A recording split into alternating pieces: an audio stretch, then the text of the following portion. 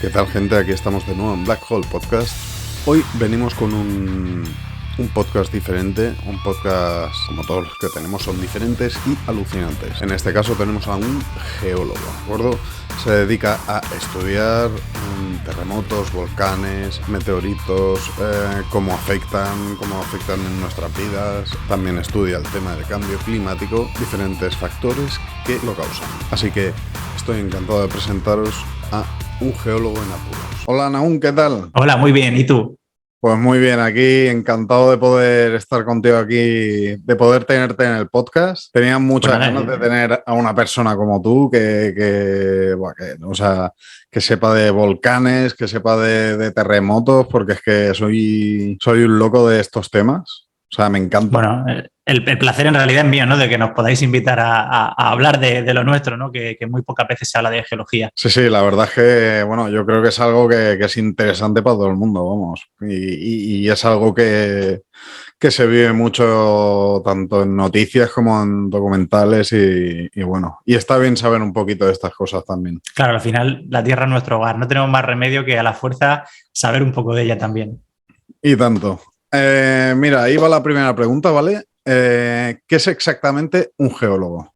Bueno, pues un geólogo o una geóloga somos las personas que estudiamos nuestro planeta desde muchísimos puntos de vista, pues desde su origen, su evolución, qué procesos le han dado forma, qué procesos le siguen dando forma hoy, como por ejemplo puede ser la tectónica de placas, qué fenómenos asociados hay a esa tectónica de placas, como pues los terremotos, los volcanes, los tsunamis, en fin, los deslizamientos, todo ese tipo de fenómenos que poco a poco van moldeando nuestro planeta, pero somos muchas cosas más, ¿no? A través del origen de estudiar el origen de nuestro planeta, pues también estudiamos los meteoritos, por ejemplo, estudiamos otras superficies planetarias, como pueden ser, pues el más cercano obviamente en nuestra Luna, pero también tenemos planetas muy visitados como pueden ser Marte, también tenemos a Venus.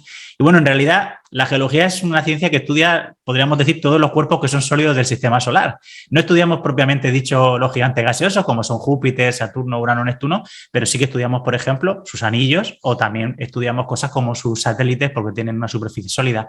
Y al fin y al cabo, la geología pues es una ciencia que se encarga del comportamiento de todas esas superficies, pero también de los interiores de todos estos cuerpos. Y por supuesto, estudiamos muchísimas cosas más, ¿no? Nos dedicamos al estudio de los recursos naturales, como pueden ser los minerales, que creo que todo el mundo conoce, también los combustibles fósiles, como pueden ser el petróleo y el carbón, y que, bueno, durante unos cuantos cientos de años pues han moldeado el clima de nuestro planeta. Y por supuesto, también estudiamos el cambio climático a lo largo del tiempo, hoy en día haciendo un énfasis mayor en escalas cada vez mucho más cortas para comprender lo que está pasando en nuestro planeta. Y bueno, también estudiamos el origen y la evolución de la vida desde muchos puntos de vista. Tenemos la paleontología, que es una ciencia que forma parte de ese cuerpo de la ciencia de la Tierra que es fundamental para poder entender cómo hemos llegado hasta aquí. Y bueno, al final los fósiles se encuentran principalmente, obviamente, en las rocas, ¿no? Y por eso los estudiamos. Y bueno, pues estas son solamente algunas cosas. Seguro que me dejo una gran cantidad de ciencias. Obviamente estudiamos los riesgos naturales, que se me olvidaba, que ya lo he dicho de algún modo en la tectónica de placas, pero por supuesto estudiamos terremotos, volcanes, cómo ocurren estos fenómenos, cómo podemos anticiparnos a ellos. Y creo que son cosas muy importantes, ¿no? Y casi al final, todas las aplicaciones de la geología, aunque nos parezca muchas veces un campo muy teórico y muy alejado de la realidad, tienen una vinculación con nuestra sociedad, ¿no? ¿Qué sería del progreso de nuestra especie sin poder haber encontrado esos recursos que hemos ido explotando a lo largo del tiempo? Y de nuevo, ¿qué sería de nuestra sociedad si no fuéramos capaces de anticiparnos a lo que va a ocurrir si no hubiésemos estudiado la geología y viendo lo que pasaba, ¿no? Yo creo que eso son cosas muy importantes. Y por último, la geología también es una ciencia histórica y una ciencia que nos pone en contexto. Es una ciencia histórica porque en las rocas nosotros leemos cuál ha sido la historia de nuestro planeta. Son como un libro, aunque le falten algunas páginas, algunos renglones, que poco a poco hemos ido descifrando, aunque desgraciadamente, sobre todo al principio, nos faltan algunas páginas que me imagino que con el tiempo algunas iremos descubriendo y otras no, porque quizás han sido borradas, pero que aún así iremos componiendo a partir de lo que encontremos en otros lugares del sistema solar. Y por supuesto, es una ciencia de contexto. ¿Por qué? Porque nos pone cuál es nuestro lugar en la Tierra y en la historia de nuestro planeta, ¿no? Nosotros somos unos recién llegados, pero que hemos tenido un profundo impacto en nuestro planeta, ¿no? Ya lo estamos viendo, ¿no? No solamente con el calentamiento global, sino con otras cosas como, por ejemplo, la contaminación de los ríos o de los lagos o del medio en el que nos encontramos y que llevamos haciendo no 200 años, sino miles de años y que hoy en día somos capaces incluso de encontrar ese registro en los sedimentos de estos lugares, ¿no? Yo creo que eso es muy importante, que nos pone en nuestro lugar. Somos unos recién llegados, pero al mismo tiempo somos capaces de cambiar, para bien o para mal, casi siempre para mal las cosas. Y de esas lecciones tenemos que aprender todavía nosotros mucho. Y tanto que sí. La verdad es que sí. La verdad es que tenéis un buen repertorio que estudiar, ¿eh? Sí, sí, sin duda. Tenéis ahí un poquito de todo, vamos. Como he dicho al principio, creo que es uno de los temas más interesantes que a mí personalmente más me interesan. O sea, me encantan todas estas cosas y la verdad es que tenerte aquí es alucinante. Hablamos muy poco de geología. Es una ciencia que la mayoría de gente pues muchas veces desconoce, sobre todo yo casi por miedo, ¿no? Por miedo por una razón, porque la mayoría de gente lo relaciona un poco con el coleccionismo de fósiles, de minerales, de meteoritos y parece que eso, el coleccionismo es algo que llama a muy poca gente, pero en realidad ya habréis escuchado que es una ciencia súper diversa en la que hay infinitos campos, porque hoy en día las ciencias no son ciencias encorsetadas, ¿no?, dentro de un cuerpo de conocimiento, sino que compartimos un espacio con muchísimas otras ciencias y yo creo que eso nos aporta una riqueza que a lo mejor hace 200 años hubiese sido impensable, pero que hoy pues, nos abre una gran cantidad de campos para poder seguir investigando y para poder seguir pues, conociendo cómo es nuestro planeta y cómo hemos llegado hasta aquí, sobre todo. Voy a empezar con lo primero. Vamos contigo, ¿vale? Personalmente. ¿Cómo empezaste tú con esto de la geología? O sea, ¿te empezó a gustar ya desde que eras joven? ¿Te empezaste a interesar por todo, por la Tierra, por planetas, por volcanes y todo esto? ¿O fue a base de estudios y simplemente fuiste Pues ahí adquiriendo conocimientos? Pues bueno, yo creo que la geología en este caso es una ciencia muchas veces muy vocacional, ¿no? Yo siempre digo que a mí se me apareció, fue como una epifanía que de repente se te cruza en el camino la geología y no sabes muy bien por qué decides tirar por ese camino, ¿no? Bueno, yo desde pequeño aquí vivo muy cerca de una falla de las más activas de la península ibérica, que es la falla del Bajo Segura, causante de terremotos tan importantes como el de Torrevieja de 1829. Y bueno, tengo una geología cercana, muy próxima a mi casa, que siempre me ha invitado a conocerla un poco más, ¿no? Yo creo que eso, sobre todo si desde pequeño tienes la oportunidad de poder tocar la geología, de poder acercarte a ella, porque la tienes en un entorno cercano, pues muchas veces consigue cautivarte, ¿no? Y el paisaje muchas veces también tiene un poder muy, muy evocador, ¿no? Yo creo que eso quizás fue una de las cosas que más tuvo una impronta en mí. También, por supuesto, a mí de pequeño me gustaba muchísimo la astronomía y, bueno, a través de la astronomía también es una buena forma de engancharse a la geología, porque bueno, antes mirábamos los planetas con un telescopio y los veíamos lejanos, apenas podíamos ver cosas de su superficie, pero hoy ya podemos tocarlos y podemos intentar comprender su geología, ¿no? Cómo ha sido su formación también y evolución a lo largo del tiempo, y eso también creo que tiene un poder evocador muy importante, ¿no? Porque, bueno, entronca muchas cosas, ¿no? Como, por ejemplo, el estudio de cómo podemos ser tan parecidos y a la vez tan diferentes. Yo creo que todas esas cosas se mezclan muchas veces y son capaces de despertar esa chispa de querer estudiar la geología, ¿no? Uh-huh. Y tanto. Entonces, bueno, una vez tú ya eres geólogo, ¿dónde empezaste tu carrera? Bueno, pues yo he trabajado en muchas cosas, he hecho, sobre todo desde que acabé la carrera, he hecho divulgación básicamente todo el tiempo, luego hice un máster de educación secundaria obligatoria también para dedicarme a la educación secundaria, pero a mí sobre todo la mayor parte del tiempo en lo que he trabajado ha sido en divulgación, ¿no? He escrito 3 libros sobre geología, un cuarto que además está en camino y que espero que salga en 2023. Y bueno, básicamente eso es lo que he hecho, ¿no? También he hecho un poco de investigación. Hoy en día sigo trabajando un pelín en investigación para matar ese gusanillo a través del desarrollo de instrumentos de bajo coste que nos permitan, pues, estudiar, por ejemplo, pues, terremotos, estudiar deslizamientos, estudiar otro tipo de cuestiones, pero con un coste muchísimo menor y que no nos dé ningún sufrimiento el que se destruyan estos sensores. Y básicamente eso es todo lo que he hecho, ¿no? A mí creo que la divulgación es una cosa que no era mi vocación, no, eso sí que lo tengo claro desde el principio. Una vez me empujaron a divulgar porque tuvimos un pequeño problema y faltaba un ponente y desde entonces, pues, fíjate, le pillé el gusto y llevo divulgando geología desde el año 2007, o sea que ya ha pasado un tiempo. Soy una persona que lleva dando la turra con la geología muchísimos años, ¿no? Es una cosa que a mí, en este caso, me recompensa mucho, ¿no? Porque creo que que en castellano. Cada vez somos más, afortunadamente, en la comunidad de la divulgación de geología, pero todavía falta un poco para llegar a esos niveles de cantidad de personas que divulgan la ciencia como puede ser en inglés, ¿no? Que hay muchísima más gente. También es cierto que hay muchos más geólogos y geólogas, pero bueno, también me gustaría que aquí, sin darnos cuenta, también tenemos una esfera de influencia muy importante en el castellano, que es la escena hispanoparlante de toda Hispanoamérica y que también se está uniendo afortunadamente a la divulgación de la geología, y creo que eso es fundamental, ¿no? Pero todavía nos falta ser un pelín más, una masa crítica un poco más grande para poder permear y llegar a todo ese público, que creo que también es muy importante, ¿no? A veces siempre apuntamos o a la gente más joven o al público más especializado, pero en realidad tenemos que hablar para todo el mundo, porque habrá gente muy mayor que sienta curiosidad también por la geología y gente muy joven. Los más pequeños también sienten interés, muchas veces más enfocado, por ejemplo, al tema de los dinosaurios, que es lo que más llama la atención, pero también hay muchos chavales que les gusta otro tipo de procesos, ¿no? Y creo que es importante que desde la divulgación también seamos capaces un poco de despertar todas esas vocaciones, sean al principio de su carrera o al final de su carrera.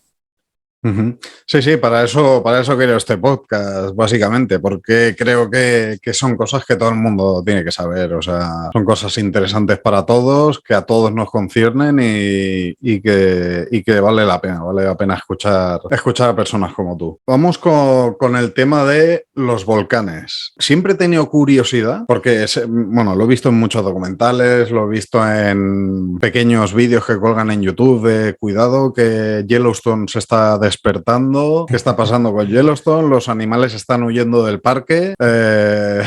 Realmente ese volcán o supervolcán es un supervolcán, ¿no? Sí, no hay una definición formal de supervolcán, pero sí es lo que conocemos como supervolcán. Sí, ¿verdad? ¿Es tan peligroso como dicen? O sea, de hecho también he escuchado que el tiempo de erupción, se ve que erupciona cada 600.000 años o algo así, y que el tiempo ha pasado y por eso los geólogos están tan preocupados por el tema. Bueno, pues yo creo que los geólogos no estamos preocupados con Yellowstone, pero por una razón. Hoy en día Yellowstone es uno de los lugares mejor vigilados del mundo, y una erupción como la de Yellowstone, o una como de las más importantes que puedan haber ocurrido en Yellowstone a lo largo de su historia, son erupciones que antes de ponerse en marcha, pues obviamente necesitan un calentamiento y un movimiento que nosotros somos capaces de detectar, ¿no? Ya digo que es uno de los lugares mejor vigilados del mundo a través de muchas señales, ya sean señales sísmicas, porque el magma empieza a moverse y acercarse a la superficie, ya sean señales de temperatura en las aguas termales que hay en Yellowstone, por la presencia de gases o de un aumento de la concentración de los gases, y hoy en día eso obviamente no lo vemos. ¿Hay que tener miedo? Yo creo que no.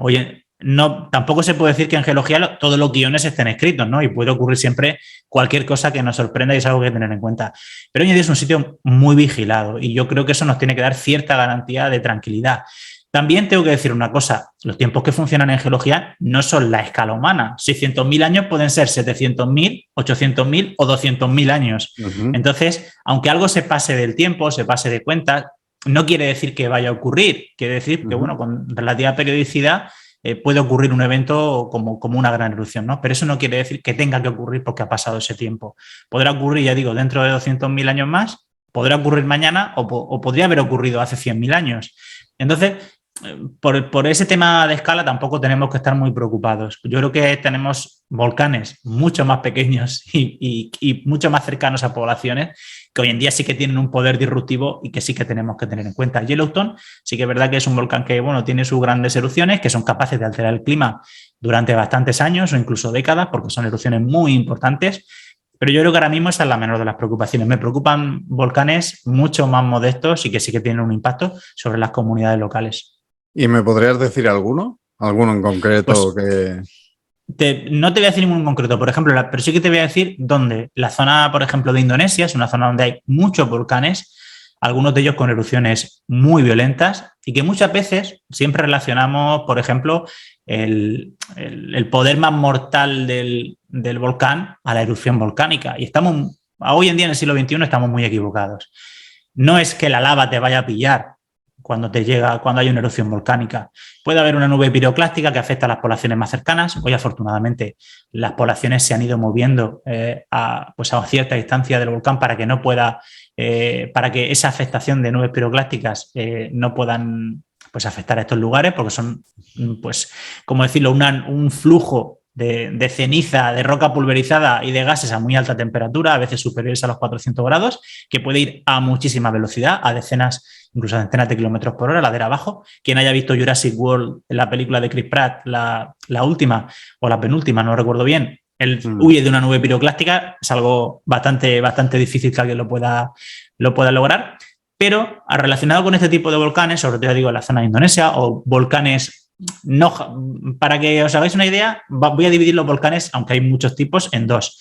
Los que tienen erupciones como las hawaianas, más tranquilas, o volcanes europeos, como pueden ser el Etna o el Stromboli, que sí que tienen pulsos más violentos, pero que principalmente lo que emiten es lava. Y luego tenemos volcanes que tienen erupciones normalmente mucho más violentas y que lo que emiten principalmente pues es lo que llamamos piroclastos en forma de ceniza, en forma de partículas más grandes como en la pili o incluso bombas volcánicas. Y la ceniza es quizá uno de los elementos más destructivos de todas las erupciones volcánicas. En primer lugar, porque llega muy lejos. La ceniza, pues uno tiene que protegerse en las vías respiratorias cuando le llega. También en zonas de techos planos, pues obviamente la ceniza provoca un peso que puede derribar estos techos, sobre todo en zonas con un menor poder adquisitivo o con un menor desarrollo, porque los materiales pues no suelen ser hormigón ni suelen ser materiales de mucha menos calidad y que se pueden doler mucho menos, pero es que la ceniza mezclada con agua forma lo que llamamos lahares. El lahar es una mezcla de agua y esta ceniza volcánica que muchas veces se acumula en las laderas del volcán y cuando llueve o se derrite la nieve que hay encima del volcán o el pequeño glaciar que hay encima del volcán, bien porque hay una erupción, o bien porque llega la primavera, o bien porque hay un periodo tormentoso, eso es capaz de arrasar kilómetros y kilómetros y kilómetros y kilómetros de superficie. Y eso tenemos que tenerlo en cuenta. Sin ir más lejos, en el año 85, en el Nevado del Ruiz, murieron 23.000 personas durante una erupción volcánica en cuestión de minutos.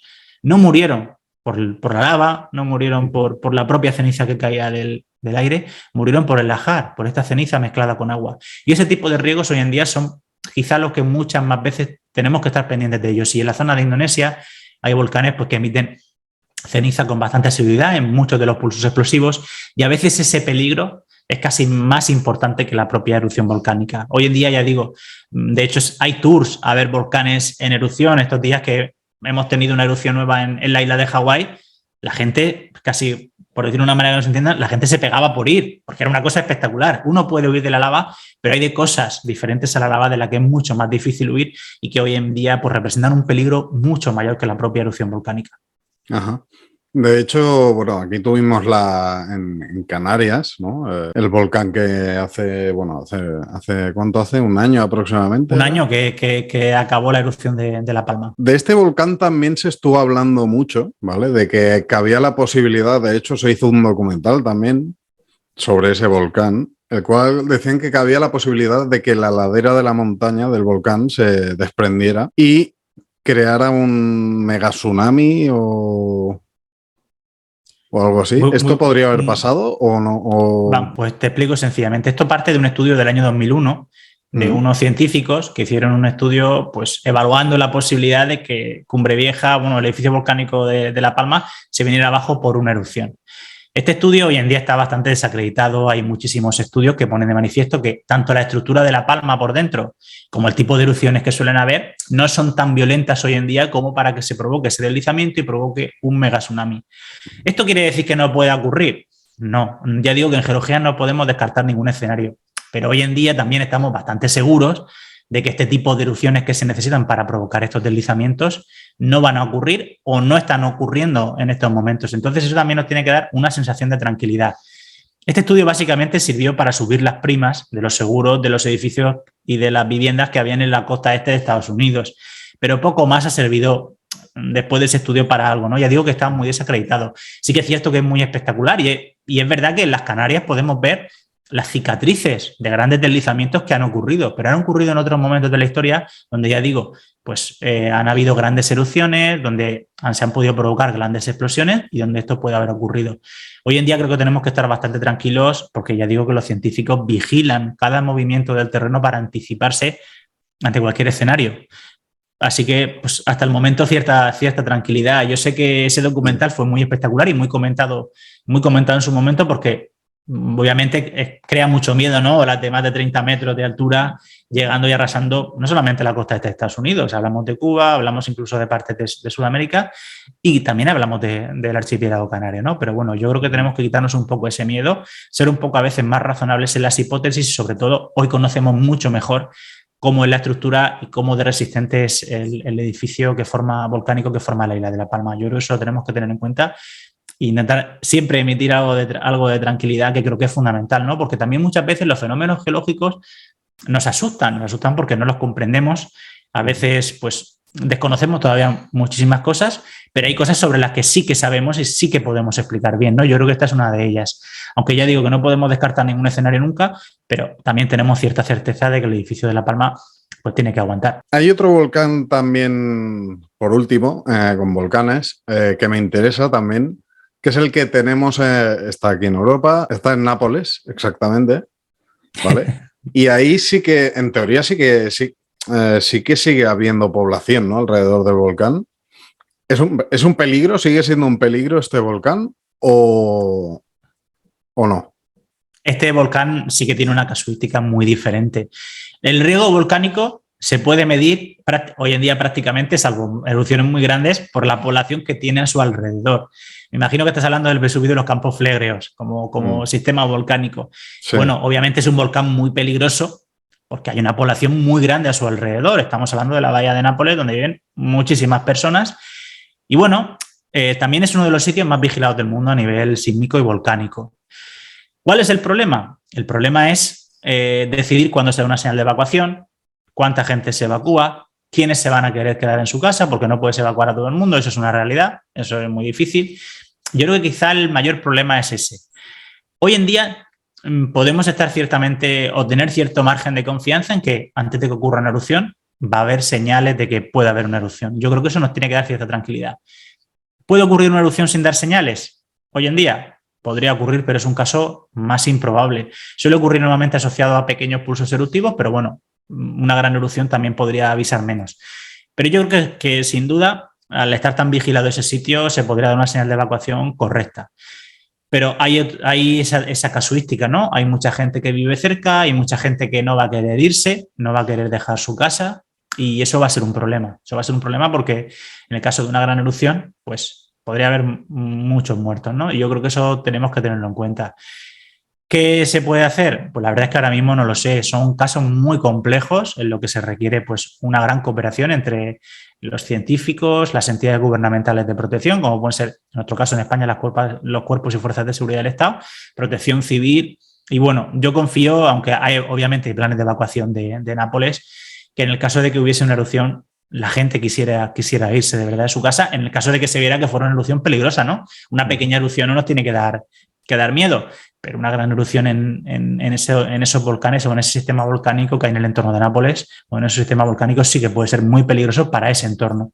Y eso tenemos que tenerlo en cuenta. Es un riesgo que tenemos en Europa y bueno, afortunadamente hoy tenemos muchísimas herramientas, no solamente nacionales, sino internacionales que nos permiten vigilar la actividad. Y bueno, ya los expertos dan la voz de alarma en el caso de ser necesario. De Nápoles, del Vesubio, tengo entendido que también a través de un documental lo que más problema causó fue una nube piroplástica, ¿no? Sí, me imagino que te refieres a Pompeya, ¿no? Sí. Bueno, en Pompeya, depende de qué artículo, uno le dan más énfasis a la nube piroclástica, sí, que bajó del Vesubio, pero otros también ponen más énfasis en la propia ceniza que caía. Hay mucha gente que murió asfixiada por la ceniza sin necesidad de que le llegara la nube piroclástica, solamente por la ceniza que estaba cayendo del cielo. Ya se asfixió y se murió, y aparte por el colapso de las edificaciones. Ya he dicho que muchas veces el peligro de la erupción volcánica hoy en día, incluso en tiempos de los romanos, no es que te llegara la lava, es que te llegara la ceniza y te hundiera la casa donde vivías, en este caso el techo, y te matara. Y mucha gente también murió asfixiada. Es cierto que la gente que vivía más cerca, que no se pudo evacuar, algunos se sabe hoy en día, porque se han estudiado muy bien los restos, que murieron calcinados por la nube piroclástica. Pero quizá la mayor parte de la gente murió por la asfixia de la ceniza y por el colapso de los techos de las edificaciones. Hay que tener en cuenta que en este tipo de erupciones la mayor parte de los productos volcánicos se emiten en forma de ceniza y de piroclastos y por lo tanto la lava queda relegada a un segundo plano y lo que más vemos pues, es la nube negra que al final acaba cubriéndolo todo y provocando todos esos daños.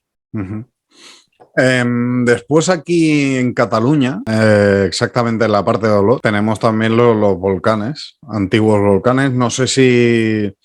Quería preguntarte, porque tengo la curiosidad, ¿esos volcanes siguen activos? Me refiero, ¿podrían erupcionar o no? Vamos a ver, con esa actitud ahora mismo no podría decírtelo, pero bueno, se sigue monitorizando.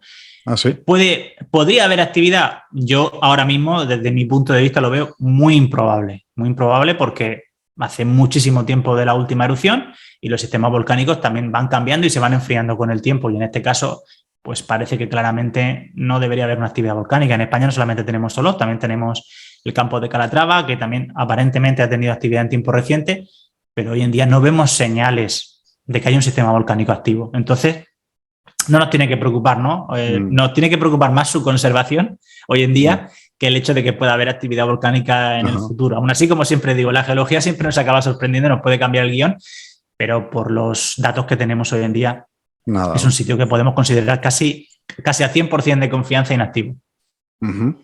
Genial. Vamos con los terremotos.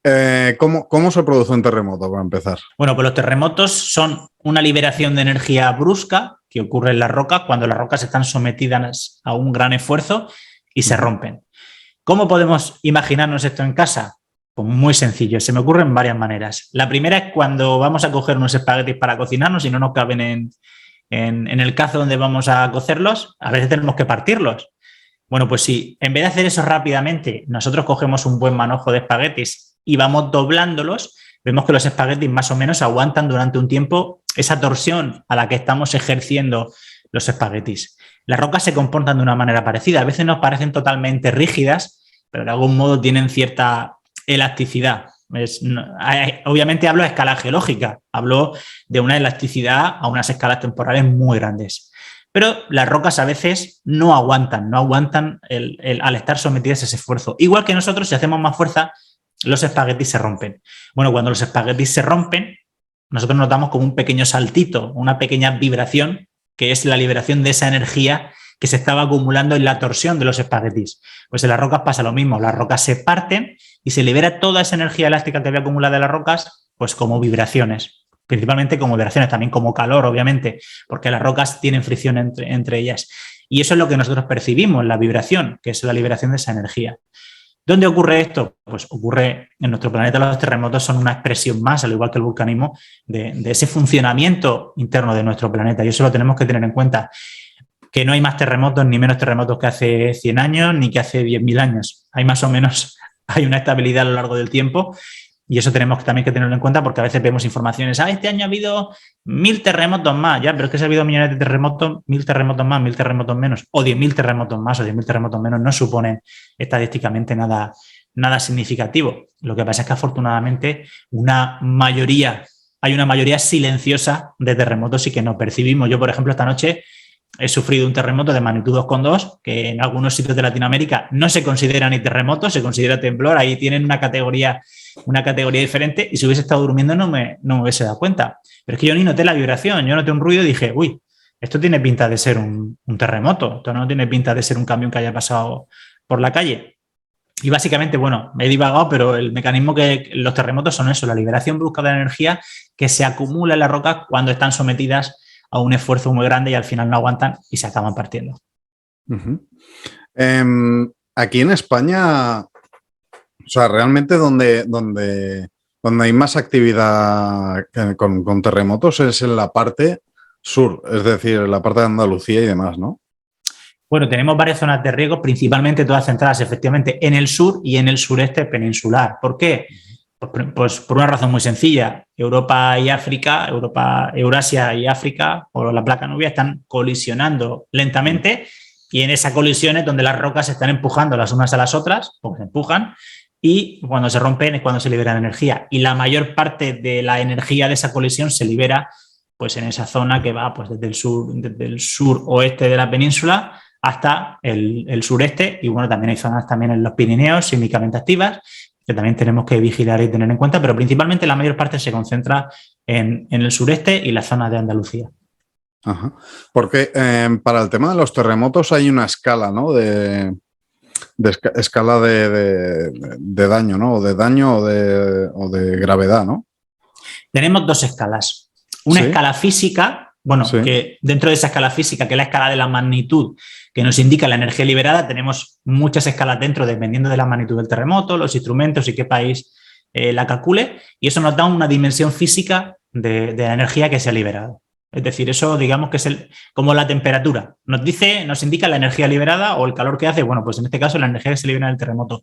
Y luego tenemos otra escala, que es la escala de la intensidad, y que está en este caso en la nuestra dividida en 12 grados, y que además los números se escriben en números romanos, y que nos indica los daños. Esa escala es una escala de percepción, es una escala humana. Es decir, cuando hay un terremoto, los distintos servicios geológicos nos piden que rellenemos un pequeño cuestionario y a partir de ese cuestionario se calcula cuál ha sido, pues en este caso, la intensidad del terremoto. Intensidad 1, intensidad 2, intensidad 3, así hasta la 12. La 12 es un terremoto muy destructivo y la 1 es un terremoto que no ha notado prácticamente nadie. De hecho, el terremoto de esta noche no sé si entrará dentro de la escala 1 o de la 2, porque no se percibe, ¿no? Es una escala a veces un poco subjetiva. A veces un terremoto de magnitud 3, porque un terremoto de magnitud 3 llega a sentirse con intensidad 4 y a veces si ocurre un terremoto de magnitud 7 en mitad del desierto del Sáhara, no tiene intensidad, porque no lo ha sentido nadie. Por poner un ejemplo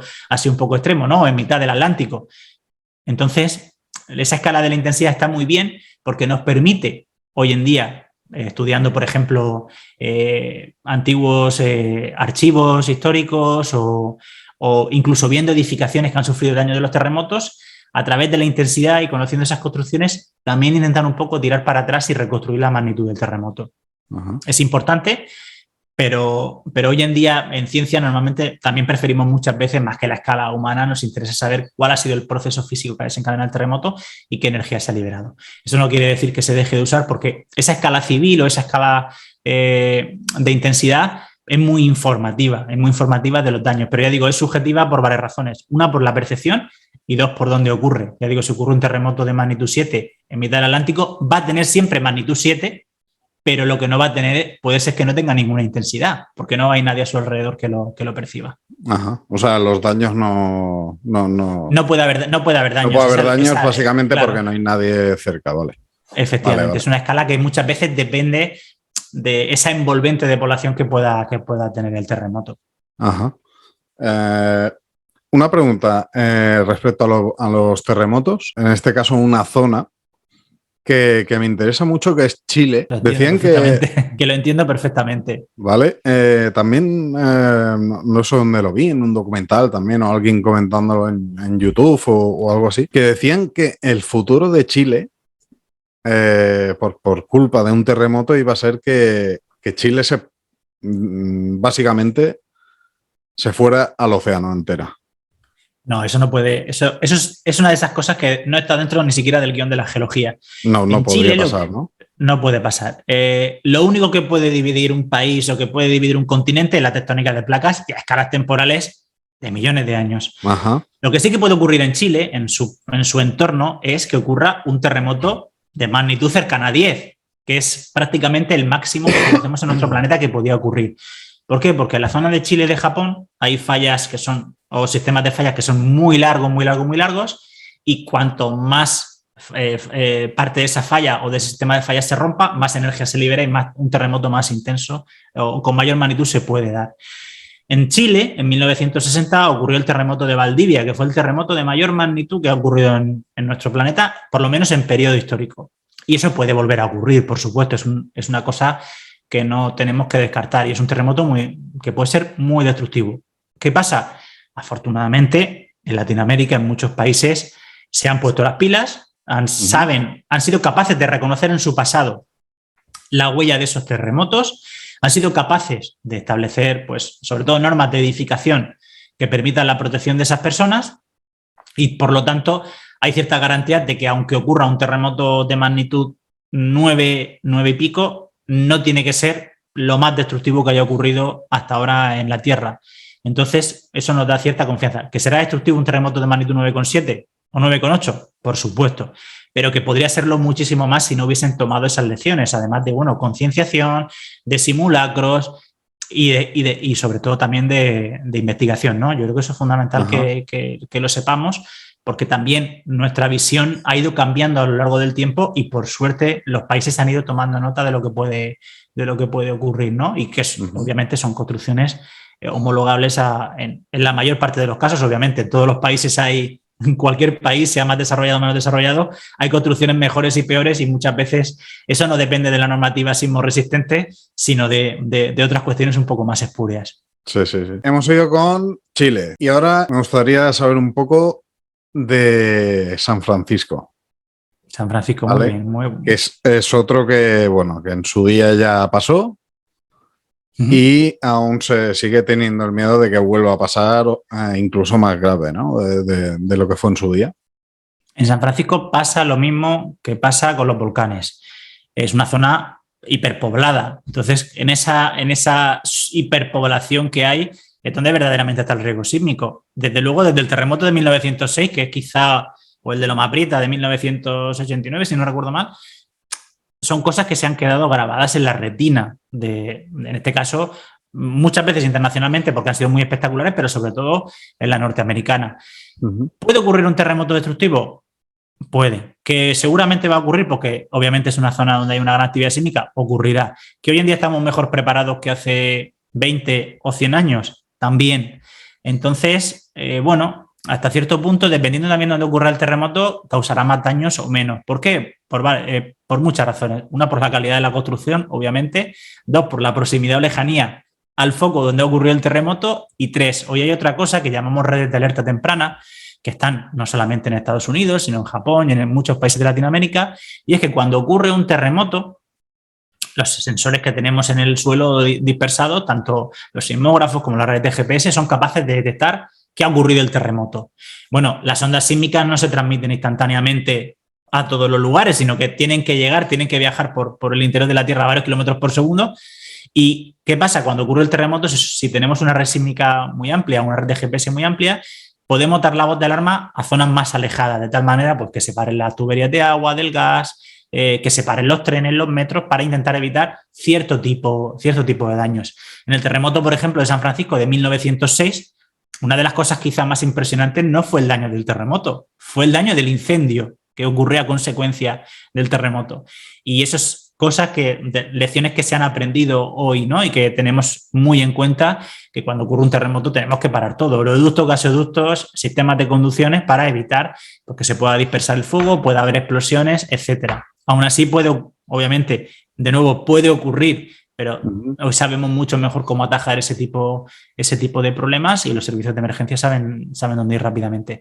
Pero vamos, que es un escenario, que haya un gran terremoto en San Francisco, es un escenario posible. Y repito, ya no tanto por la magnitud del terremoto, sino por la gran cantidad de población que vive a su alrededor. No solamente te mata que te caiga una casa encima, que nadie se piense que las casas caen con tanta facilidad. Es casi peor estar en la calle que te caiga un cristal. Eso sí que te va a matar, eso sí que no te va a librar nadie, o una maceta en la cabeza o cualquier cosa. Entonces son cosas que tenemos que tener en cuenta. Que nadie se piense que cuando vaya a haber un terremoto en San Francisco va a ser como en 2012, que se va a abrir la tierra y se va a tragar los edificios y se va a bascular San Francisco. No, eso no va a ocurrir. Solamente, ya digo, algo tan sencillo como que te caiga algo en la cabeza te va a matar. A veces los terremotos, salvo cosas muy destructivas, no suelen ser algo espectacular en cuanto a escena de película, pero pueden ser muy mortales por cosas totalmente obvias, ya digo, desde un cristal de una ventana, que es lo primero que se rompe, a una maceta o un ladrillo que se pueda caer. Claro, yo de todo lo que son terremotos, volcanes y todo eso, como tú dices, lo tienen hoy en día, ya está bastante controlado eso. Cada día se estudia, cada día se miran mediciones y cada día hacen sus controles. Después está el tema eso es aquí en nuestro hogar, en nuestra tierra, ¿no? Después, fuera de la tierra, yo sé que hay un volcán que es el más, si no me equivoco, es el más grande de nuestro sistema solar, que está en Marte. Sí. ¿Sí? Y es el Monte Olimpo, ¿no? Efectivamente, es un volcán impresionante en cuanto a tamaño, más de 25 kilómetros de altura, y bueno, y sobre todo hoy en día está extinto por lo que pensamos, aunque de nuevo la geología puede sorprendernos. De hecho, hace unos días salió un artículo diciendo que en Marte hay una pluma que es material caliente que sube del manto hacia la superficie y que provoca vulcanismo, por lo menos activo en los últimos 50.000 años en una zona muy concreta de Marte, pero es un volcán tan monstruoso que esto lo cuenta es una cosa muy divulgativa, pero si uno se pusiese en el centro del Monte Olimpo del volcán, no vería la superficie de Marte. Y dices, bueno, ¿cómo va a ser si tiene 25 kilómetros de altura? Bueno, es que tienes casi, creo que si no recuerdo mal, unos 600 kilómetros a tu alrededor. Entonces, obviamente, no vas a ver Claro, el cráter o la caldera volcánica que hay en el centro, la distintas calderas, o la superficie. Tendrías que irte a uno de los bordes del volcán, para poder ver la superficie de Marte. Es un volcán cuyas dimensiones no conocemos en la Tierra, desde luego. No, y mejor que no. Este volcán... Bueno, no sabemos qué tipo de erupciones, o más o menos sí que sabemos qué tipo de erupciones, pero bueno, no parece que fuesen tampoco muy violentas. A lo mejor hubiese sido algo muy espectacular de ver, pero tampoco extremadamente dañino. A lo mejor hubiese sido algo más hawaiano. Eso es lo que te iba a preguntar. Digo, hostia, un volcán tan sumamente brutal, o sea, una explosión de esto tenía que ser colosal, vamos, o sea... Es que a veces los volcanes, es más fácil casi que crezca un volcán con erupciones tranquilas, porque nunca hay explosiones grandes que lo destruyan, que volcanes que tienen explosiones de vez en cuando, ¿no? Nosotros precisamente, la imagen que tenemos de un volcán es siempre la imagen de un volcán que suele tener explosiones, que son estos que se llaman estratovolcanes, que son estos que tienen forma de cono, y que, bueno, quizá el volcán que todos dibujaríamos, si alguien nos pidiera dibujar un volcán, es el Monte Fuji, porque para nosotros es el arquetipo, no sé si culturalmente, pues una montaña con forma de cono. Eso creo que todo el mundo, hasta un niño de primaria podría hacerlo. Sí. Sin embargo, hay volcanes que son también bastante grandes. Pienso en Hawái, por ejemplo, que es una isla volcánica, que son un sistema volcánico bastante grande y que, a pesar de su tamaño, nunca no lo relacionamos con grandes volcanes, porque, bueno, es una isla con erupciones tranquilas y eso nos pilla como un poco lejos. Culturalmente tampoco tiene mucho impacto. Entonces, bueno, pues a veces, ya digo, los volcanes que suelen tener erupciones explosivas tienen fases más constructivas, en el caso de construir el cono, y fases más destructivas, que a veces una explosión puede destruirte parte del edificio volcánico. De hecho, si los que nos están escuchando quieren ver la destrucción de un edificio volcánico, que busquen la erupción del monte San Helen, que ocurrió en los 80, y van a ver cómo se destruye un edificio volcánico en tiempo muy reciente, ¿no? Como algo que tenía una forma más o menos de volcán, de repente tiene una cicatriz enorme y una parte muy importante de su forma que actualmente desfigurada. El Santa Elena, de hecho, se desprendió media montaña para abajo, ¿no? No sé. Claro, fue una erupción lateral que provocó un deslizamiento. Es una erupción bastante violenta. Y bueno, creo, si no recuerdo mal, murieron más de 50 personas, ¿no? O sea que es una erupción que ocurrió en tiempo reciente y muy dañina. Pero claro, como aquel que dice, prácticamente fue sin avisar, no hubo evacuación. De hecho, uno de los geólogos del Servicio Geológico murió allí porque es que no tuvo tiempo de escapar, ¿no? Una vez que vio. Hay que tener en cuenta que, bueno, este tipo de fenómenos en este tipo de volcanes pueden ocurrir. Entonces, claro, fuera de nuestro planeta, de momento no se ha descubierto que haya actividad como tal en ningún otro planeta, ¿no? Sí que la hay, por ejemplo. De hecho, quizá uno de los cuerpos más activos del sistema solar es un satélite de Júpiter, es Io. Activo al estilo de la Tierra, ¿no? Con volcanes de roca fundida. De hecho, tiene cientos de volcanes activos en su superficie. Esto no se supo hasta los años 80, porque de hecho la visión de la geología planetaria ha cambiado mucho desde los 80 hasta ahora. Al principio pensábamos que el sistema solar era un lugar principalmente frío, con una dinámica muy pequeña, que la Tierra era el centro de la actividad geológica del sistema solar, pero luego nos hemos dado cuenta que no. El sistema solar es un sitio muy activo y muy diverso. De volcanes de roca, asimilables a la Tierra o de un vulcanismo similares a la Tierra, tenemos Io. Es el único exponente que hay en el sistema solar en el que hemos visto vulcanismo activo. Ojo, ahí está Venus también, pero en Venus nunca hemos visto una erupción volcánica. Sospechamos que las hay porque es un cuerpo del mismo tamaño que la Tierra, con una composición más o menos similar y, por lo tanto, bueno, también se han descubierto varias cosas como anomalías de temperatura en la cima de determinadas montañas y también en la composición atmosférica en determinados momentos de su historia, pero hasta la década de 2030 probablemente no seamos capaces de reconocer una erupción volcánica asimilable a la Tierra en Venus. Y luego tenemos, la mayoría de los volcanes que hay en el sistema solar no emiten roca fundida, no nos equivoquemos. Digamos casi lo exótico en este caso son los volcanes de roca fundida. Están los que llamamos criovolcanes. Los criovolcanes son volcanes que en vez de emitir esa roca fundida, lo que emiten es una lava formada por agua, o por hielo de agua en este caso, por compuestos como el nitrógeno, por dióxido de carbono, monóxido de carbono y por algunos compuestos orgánicos. ¿Dónde ocurre esto? Pues principalmente del cinturón de asteroides hacia afuera, es decir, pues en Ceres, que es un planeta enano, que es el más cercano a nosotros, en las lunas, en los satélites de los gigantes gaseosos. ¿Y cómo puede ser esto? Bueno, es que hay cuerpos en nuestro sistema solar cuya corteza no está formada por roca, está formada por hielo.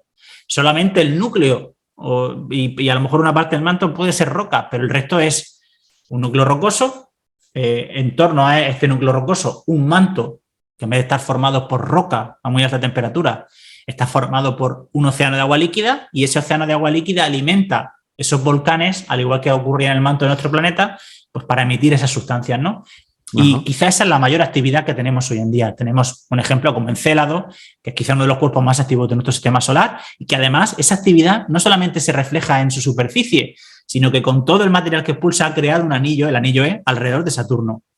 O sea, para que nos hagamos una idea.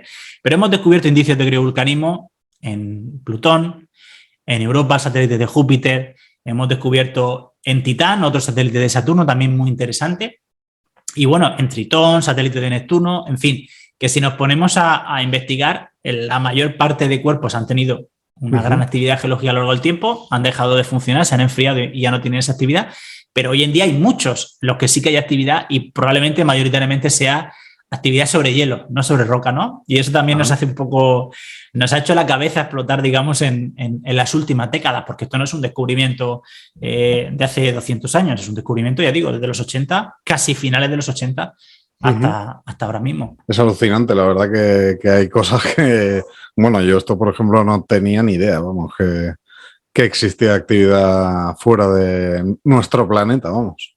Sí, además, en los próximos 2 o 3 años, la sonda Juno, que está en Júpiter, aunque lleva una cámara regularcilla, porque era solamente para el público, por decirlo de alguna manera, va a acercarse mucho a Io, este satélite de Júpiter, y vamos a ver erupciones muy de cerca, ¿no? Porque si hay algo constante en Io, parece que son las erupciones volcánicas, ya digo, similares a la nuestra, pero si alguien quiere ver erupciones volcánicas sobre hielo, en este caso géiseres gigantescos, puede buscar Encélado en Google o buscar géiseres Encélado, y va a poder ver cómo la Cassini fotografió esos géiseres alimentados por un océano subterráneo que hay debajo de la corteza de hielo de Saturno, pues lanzaban todos esos materiales a cientos de kilómetros de altura sobre el satélite, ¿no?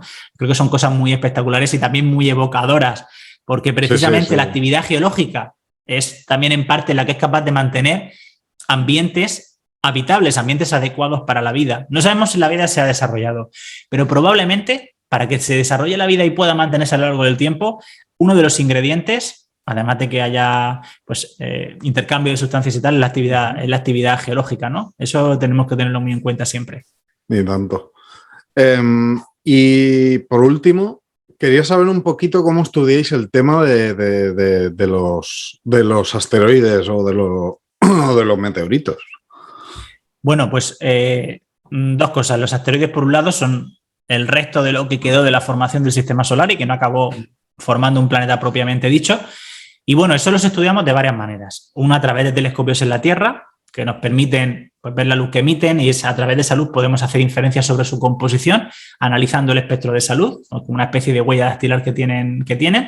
No solamente con la luz sabemos eso, también podemos saber, viendo cómo varía esa luminosidad a lo largo del tiempo, cuál es su periodo de rotación y si tienen algún satélite que esté dando vueltas en torno a ese asteroide. También cuando se acercan mucho a la Tierra, los estudiamos con los radares que hay en nuestro planeta, con radares muy grandes, que con esos pulsos de radar somos capaces de sacar como instantáneas de ese asteroide, no con mucha resolución, pero bueno, a veces se ve bastante bien su forma. Y bueno, hoy en día también hemos lanzado sondas a los asteroides.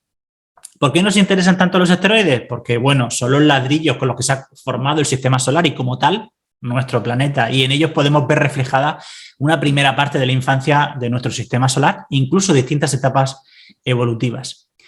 Cuando no tenemos asteroides o no tenemos misiones que podemos ir a coger a los asteroides, no podemos ir a estudiarlos, aunque ya también hemos traído muestras de asteroides, ¿qué hacemos? Estudiamos los meteoritos, que son esos cuerpos rocosos o metálicos o más carbonáceos que caen en nuestro planeta, que caen, ya están en la superficie. El meteorito es lo que podemos encontrar en la superficie de la Tierra.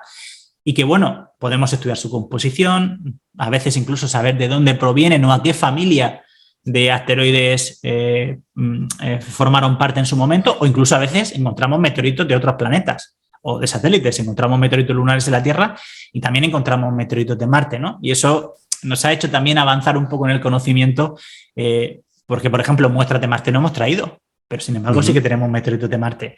Y quizá a partir de la década de 2030 sí que podamos traer muestras de Marte a través de las misiones de retorno de muestras, tanto de la NASA como de China, que también quiere traer muestras para esa fecha.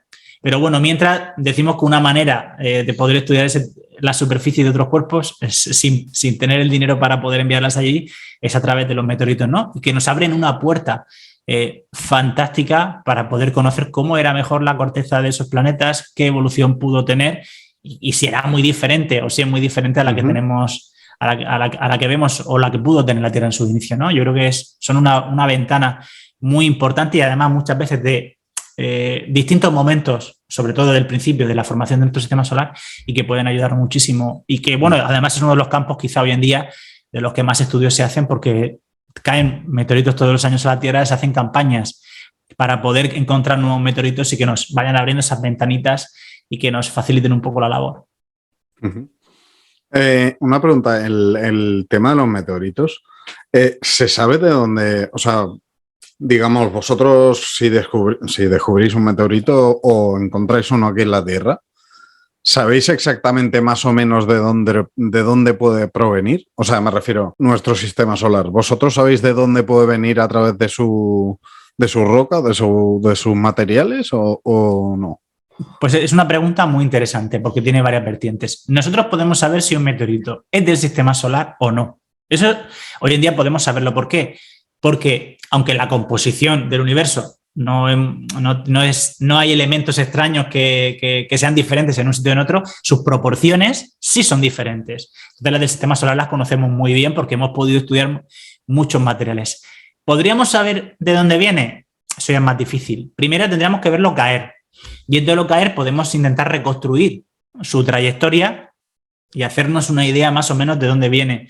Con exactitud, desgraciadamente, a veces es muy difícil porque las estrellas se mueven, los sistemas planetarios se mueven y esa roca puede venir a haber sufrido muchas alteraciones en su trayectoria desde que salió disparada de ese sitio y llegar a la Tierra, ¿no? Eso sí que lo hace mucho, mucho más difícil.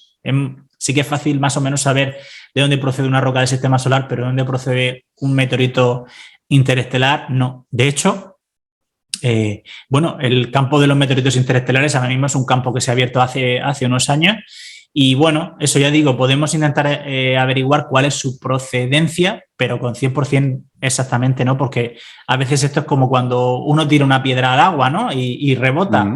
A veces sabemos cuántos rebotes ha dado, pero a veces es imposible saberlo. No somos capaces de reconstruir su historial completo. Ajá. ¿Y qué te iba a decir? El tema de... está muy controlado, ¿no? El tema de los meteoritos, digamos, contra la Tierra o que pueda haber algún impacto. Afortunadamente, los cuerpos que son capaces de generar una gran disrupción en nuestro planeta están muy bien vigilados. Ajá. El mayor problema hoy en día tampoco radica en los grandes asteroides, radica precisamente en los pequeños que no somos capaces de detectar, cuerpos de unos pocos metros que al entrar en la atmósfera se desintegran y generen una onda de choque tan bestial que generen muchos daños. Esto no es un argumento de película que me acabe de inventar. Ocurrió en el año 2013 en la ciudad rusa de Chelyabinsk. Provocó más de 2.000 heridos. Y eso puede ocurrir. Hoy en día ocurre, pero ocurre menos. Hay casos más difíciles de detectar porque, por ejemplo, el asteroide, en este caso muy pequeño, viene como en dirección desde el Sol y con los telescopios es muy difícil de poder verlos. ¿Qué solución hay a eso? Pues telescopios que en el infrarrojo sí que sean capaces de discriminar estos cuerpos pequeños y ver su trayectoria venir hasta la Tierra. Hoy en día todavía no hay grandes telescopios infrarrojos, no digo de grandes de tamaño, sino por lo menos en cuanto a capacidad, que sean capaces de detectar todos esos cuerpos. Pero afortunadamente no es algo que ocurra tan a menudo. Entonces, pues hasta cierto punto tenemos esa seguridad, ¿no? De hecho, tenemos satélites continuamente en órbita alrededor de la Tierra y no chocan contra asteroides, ¿no? Eso nos tiene que hacer una visión de que el sistema solar está el espacio es sumamente grande, que para que se choquen dos cosas, pues se tienen que dar muchas casualidades, ¿no? Yo sé que en la cabeza todos tenemos las películas en los cinturones de asteroides Sí, sí. como un sitio donde hay muchos pedruscos, pero bueno, si hay una viñeta cómica muy graciosa que hay por ahí, que se ve un asteroide solo y que dice eco, y se ve la viñeta eco, eco, eco, porque no ve a otro asteroide, ¿no? Las distancias son de cientos de miles de kilómetros, en el mejor de los casos, entre asteroide y asteroide, y el espacio es muy grande, ¿no? Y no vamos todos en el mismo plano, no tenemos por qué ir todos moviéndonos por el mismo sitio, y además tenemos que coincidir en un punto del espacio. Así que por ese sentido también tenemos un poco de tranquilidad. Y si a esto le sumamos que pues una gran parte de la superficie de la Tierra es agua, pues todavía las poblaciones están concentradas en ciertos sitios, todavía nota una mayor sensación de seguridad. Eso no quiere decir que nos despistemos. El estudio de los cuerpos de unos pocos metros es importante y en las próximas décadas es algo que se tiene que resolver, porque en algún momento un cuerpo pequeño puede explotar sobre una ciudad grande, me imagino una capital de un país, y generar muchísimos heridos o incluso fallecidos, ¿no? Sin necesidad de que ninguna roca toque el suelo, Digo solamente explotando en el aire. Y ese es el kit de la cuestión. Pasa igual que con los volcanes y con los terremotos. No depende tanto de lo grande, sino de dónde ocurra. Y eso es una cosa que también tenemos que tener en cuenta. Vale, pues bueno, creo que he quedado enterado de muchas cosas. Gracias a ti. Te voy a hacer una última pregunta, ¿vale? Y ya no es para mí. Esto es para aquellos que nos puedan ver. Sobre todo gente joven, que le interese todo este mundo de la geología. ¿Qué consejos le darías a un chaval de 17 años que es algo que le puede interesar y cómo puede llegar a, por ejemplo, a estudiar lo que has hecho, lo que has estudiado tú o poder hacer lo que tú has hecho? Bueno, pues hoy en día, afortunadamente, yo creo que tenemos la posibilidad de poder estudiar más o menos lo que queremos. Tenemos muchas facultades en España que hay geología. Tenemos, por ejemplo, yo estoy en Granada, pero podemos ir a la Complutense de Madrid, la Universidad de Barcelona, Oviedo, Zaragoza, Universidad del País Vasco, donde se puede estudiar geología, ¿no? Que afortunadamente hay una gran distribución en nuestro país de facultades de geología, todas muy buenas y con muchísimo prestigio, no solamente nacional, sino internacionalmente. Pero sobre todo, que si realmente es lo que le gusta, que no se lo piense dos veces, que la geología a veces es una ciencia que nos puede parecer un poco dura o un poco árida, pero que es una ciencia muy divertida como todas, tiene sus partes, a la hora de estudiar, sus partes buenas y sus partes malas, eso no nos libra a ninguna carrera, pero que si se decide por ese camino, yo estoy seguro de que no se va a arrepentir en ningún momento. Y por supuesto, yo creo que a toda la comunidad de geología abierta a través de las redes sociales para que nos haga cualquier pregunta sobre las salidas profesionales de la geología, o sobre qué puede estudiar en geología, o sobre a qué se puede dedicar uno en geología, ¿no? Más allá, ya digo, de lo más utilitario, lo más comercial, hasta los temas más puramente de investigación, ¿no? La geología es una ciencia, ya lo he dicho al principio, es una ciencia integradora, es una ciencia que además tiene hoy en día pues, una inmensidad de campos para dedicarse. No solamente estamos restringidos al estudio de una roca concreta o de un proceso concreto, sino que es una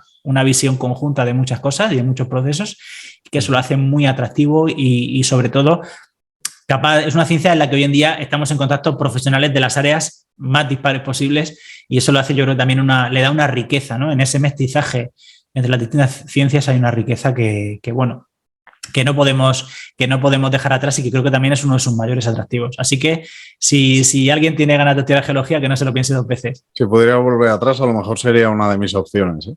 Nunca es tarde para unirse al camino de la geología. Sí, tanto. Nada, Nahum, muchas gracias por el podcast. Muchísimas gracias por la invitación. Creo que le puede servir a muchísima gente, joven sobre todo. Y nada, la verdad es que me quedan muchas cosas por preguntarte, pero bueno, espero que se pueda dar en otra ocasión. Cuando quieras, estoy encantado de responder las preguntas. Genial. Pues nada, Nahum, un saludo y que vaya todo muy bien. Gracias. Muchísimas gracias. Hasta pronto.